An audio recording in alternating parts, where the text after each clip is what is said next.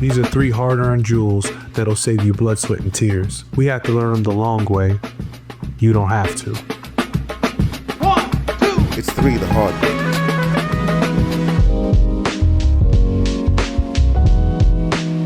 I think like being able to consider other people's perspectives, that's very different than empathy, right?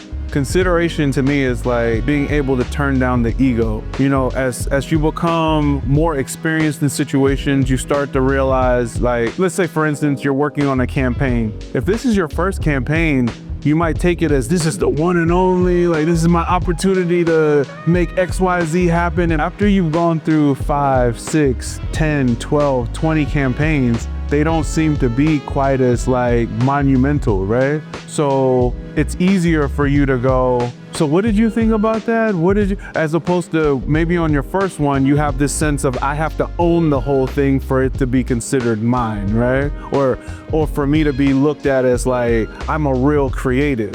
Whereas after you've done it a few times, you start to realize, oh, there's a collaborative environment here where I'll still get credit for the work that I put into it, and I can still let other people, you know, play a part, and it's still fun. Like it'll still be successful.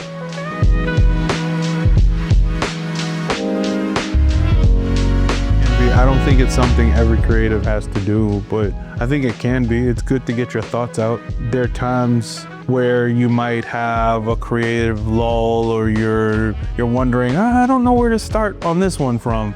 And you can go back and reference stuff that you've written down in the past, and it can spark an idea. It's just good to get thoughts out. And I do it a lot because I want to be able to go back and see like what it was like in that moment. You know, like I'll write articles, I'll post things, not necessarily because I'm looking for likes or anything like that, but more to be able to go back and look through a stream of things that I've written or articles that I've shared with other people and go, what was I thinking about in that moment? What was my perspective on things? And it helps me see the growth in my journey.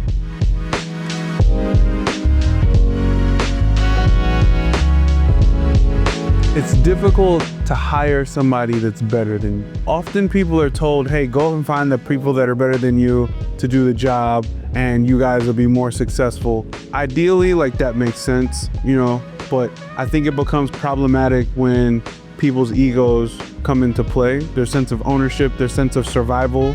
They start to feel like, oh, maybe this person shows that they're more valuable than me and they can get the promotion and end up being my boss even though I hired them. You know, like those kind of like mental games that they're playing constantly. And so, yeah, I haven't found it to be that like, oh, those people don't last. It's usually often the opposite, because they're good at corporate hiding. They're able to maneuver through the system and still make their money and everything, but the system is what's suffering because of their presence.